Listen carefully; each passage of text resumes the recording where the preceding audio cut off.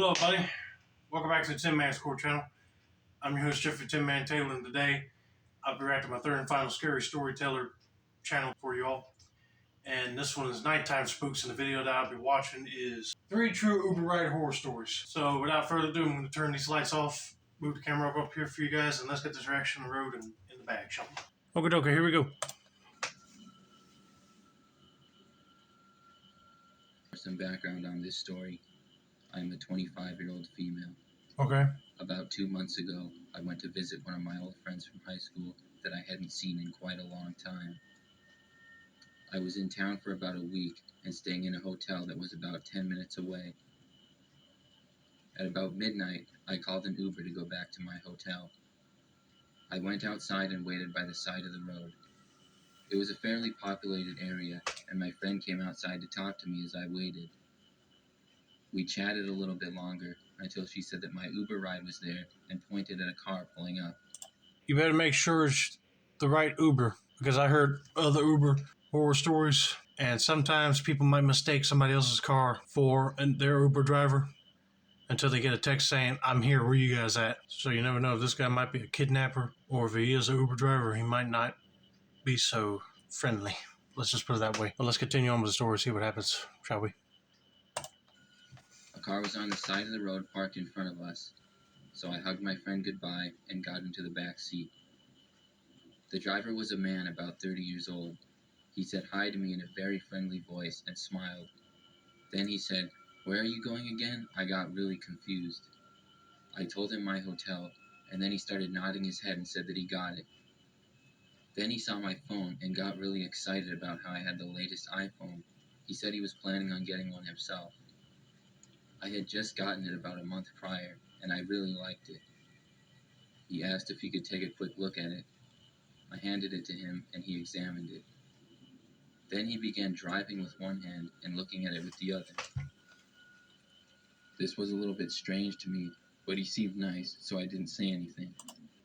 Well, you better be keeping an eye on that dude, because you never know, he might end up messing it up or taking it from you. At this point, I'll be asking for it back politely. But then he just kept driving with my phone in his hand. It started to feel really awkward. I asked him what he thought of the phone, hoping he would give it back to me. He just said that he liked it, but he just kept driving and holding on to it as well. Finally, I said to him, "You can give me my phone back now." He laughed a little and said, "I'll give it back to you in a minute. What are you worried about?" I just didn't understand what he was doing, and it seemed pretty odd to me. Then he pulled off the main road onto a much quieter one.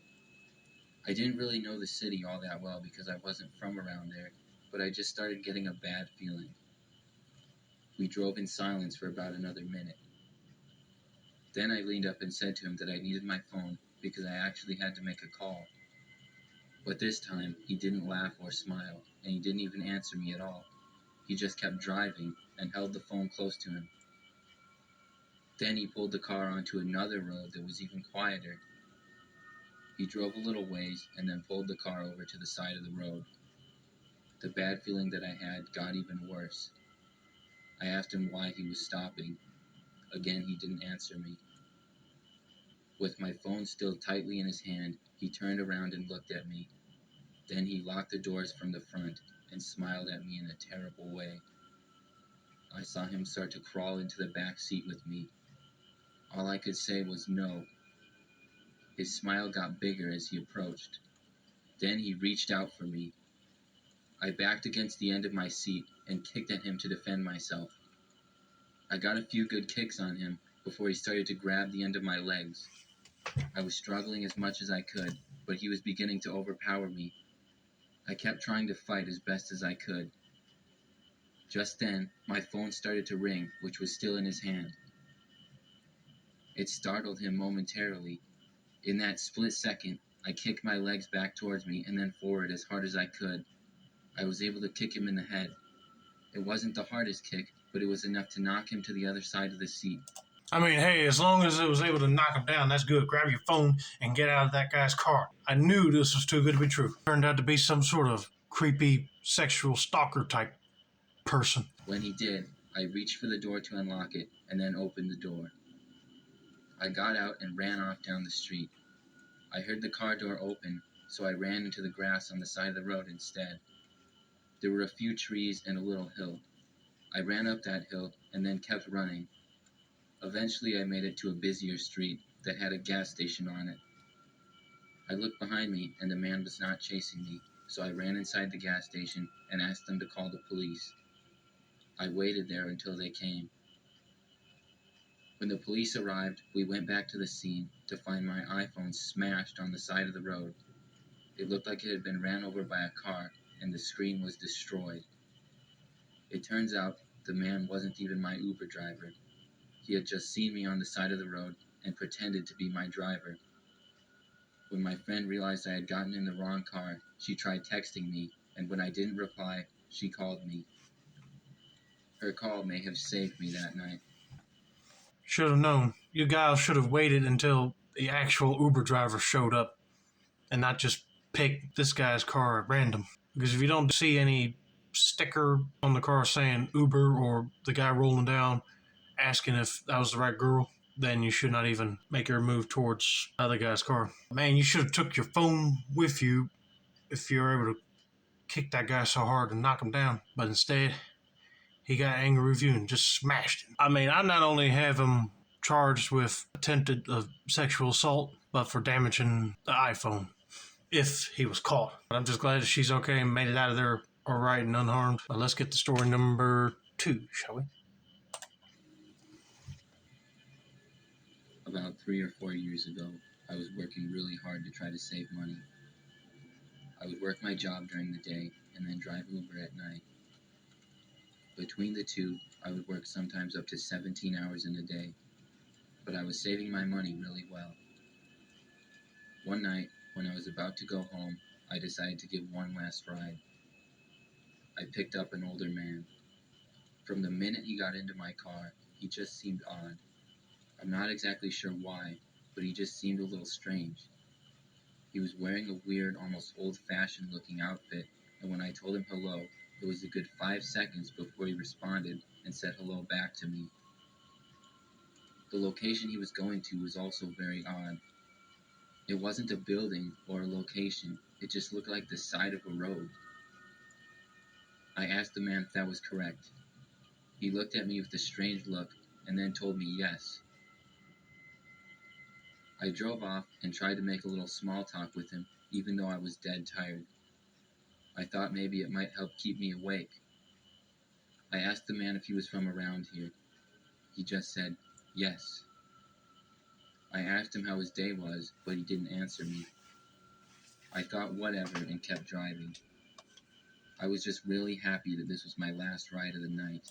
I mean, yeah, if he wants to be rude and not say anything to you, I would be happy that would be my last ride too. You got to be careful because you never know if he's a robber or a serial killer, so don't take him off. Finally, we arrived at his location, which was in fact just the side of the road with a little woods.